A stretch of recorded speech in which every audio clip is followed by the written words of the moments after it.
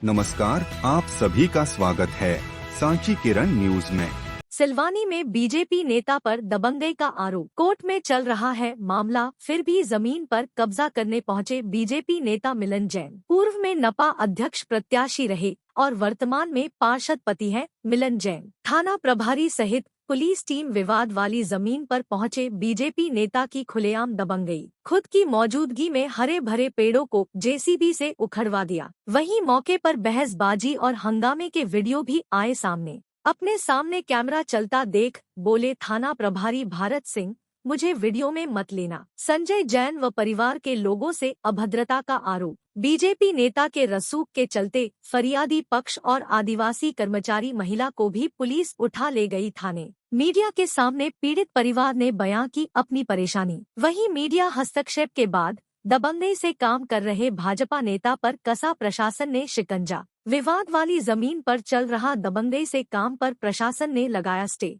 बड़ी संख्या में डंपरों से डाला गया मुरम। खनन वैध या अवैध रूप से किया गया, यह भी जांच का विषय। बड़ा सवाल यह भी, अगर विवाद वाली जमीन थी, राजस्व का कोई अधिकारी नहीं पहुंचा, तो पुलिस बीजेपी नेता के कहने पर क्यों मौके पर पहुंची और पार्टी बनी। रायसेन के सिलवानी नगर पंचायत क्षेत्र का पूरा मामला। पूर्व मंत्री और विधायक रामपाल सिंह राजपूत के विधानसभा क्षेत्र में क्यों देखी जा रही है छुट भैया नेताओं की इतनी दबंगई। रायसेन से संवाददाता राकेश जैन की रिपोर्ट, एसके न्यूज। 3 एकड़ जमीन है जो हम पिछले 40 साल से यहाँ पर हम खेती कर रहे हैं और इस जमीन पर इसमें 3 लोगों के नाम रजिस्ट्री भी है और ये ज़मीन पे अभी बटान नहीं डाले गए और आज तक इसका सीमांकन नहीं हुआ है। इस पर एडवर्ड पोजीशन का केस सिविल न्यायालय में, हाई कोर्ट में और एसडीएम कार्यालय, तहसीलदार कार्यालय, अपर कलेक्टर के यहाँ इसका केस चल रहा है।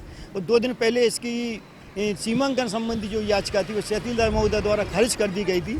उसके बाद भी कल भाजपा के नेता श्री मिलन जैन और भाजपा के नेता श्री राजीव जैन ककरुआ और उनके साथ लगभग 150 से ज़्यादा आदमी और एक जेसीबी, ट्रैक्टर ट्राली और फिलोरी और इसके और उतने 100 के 150 के आसपास आदमियों को ये लेकर यहाँ पर हमारी ज़मीन पर कब्जा करने के लिए आए।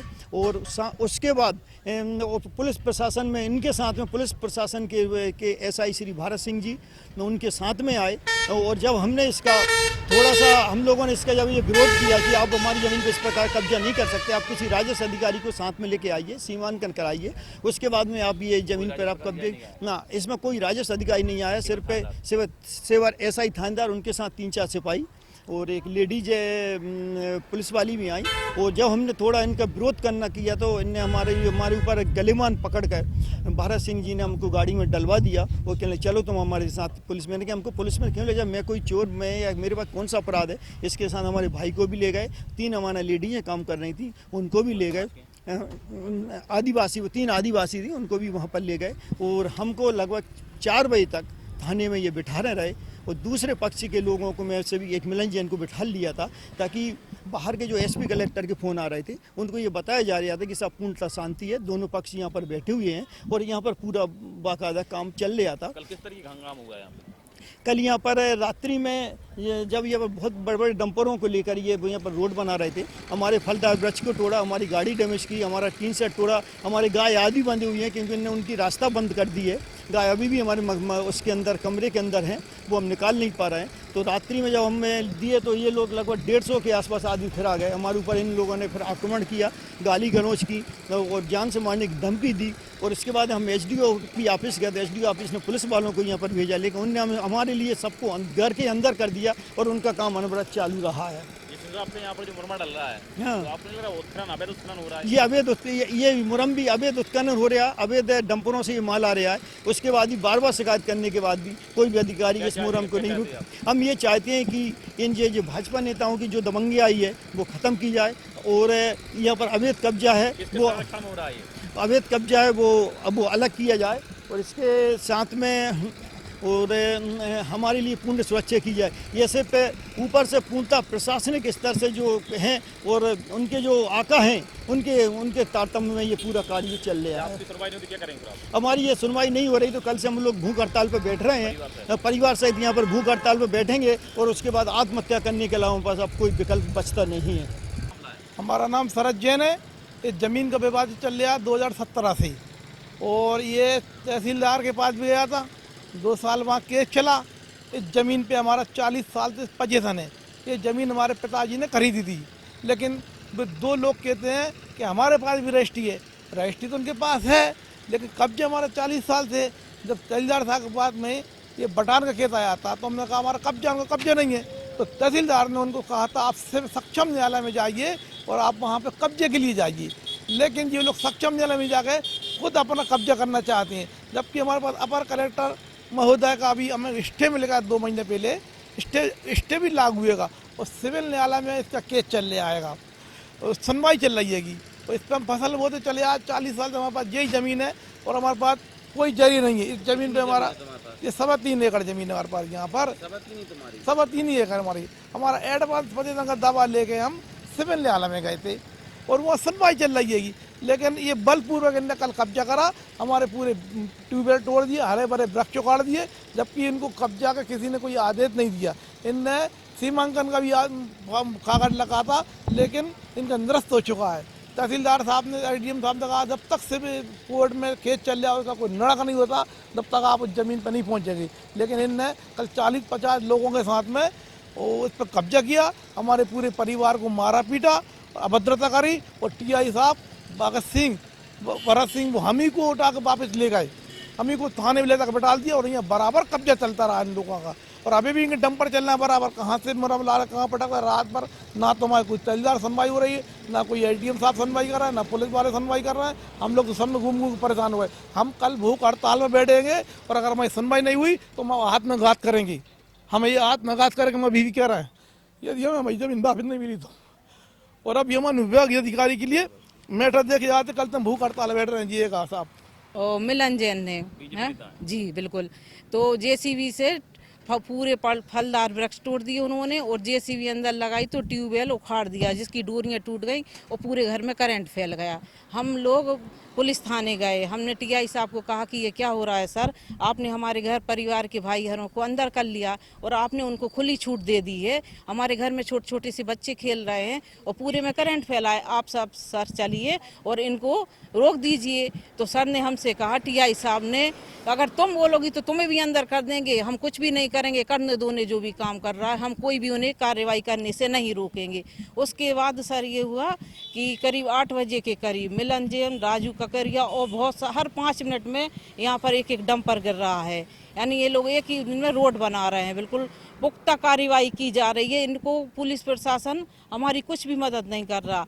तो हम ये 8 बजे के करीब ये लोग और करीब 300-400 लोग थे, पूरे समैया लोग, इन सब ने हमारे घर का घेराव कर लिया। जब इन्हें रोका तो इन छोटे छोटे बच्चों को और हमारे भाइयों को मारने की कोशिश की गई है। और उसके बाद हमने एसडीओपी सर को कई बार फ़ोन लगाया कि सर यहाँ पर दंगा भड़क रहा है, हम लोगों को जान का खतरा है, ये कह रहे हैं कि हम घर में रात में आग लगा देंगे और जिंदा जला देंगे, सबको मर्डर कर देंगे एक एक का। तो सर से कहा कि सर हमें कोई सुरक्षा प्रदान कीजिए। उसके बाद ये सब लोग आ गए, राजीव ककरिया और ये मिलन वगैरह, इन सब ने हमारे भाइयों को, बच्चों को मारने की कोशिश की। और करीब रात के 11 बजे हम लोग फिर से पुलिस थाने गए, एसडीओपी सर को फ़ोन लगाया, वहाँ से उन्होंने पुलिस भेजी और कहा कि ये मतलब आप रिपोर्ट लिखवा के जाइए। उसके बाद इन्होंने सर कोई भी कार्रवाई नहीं की।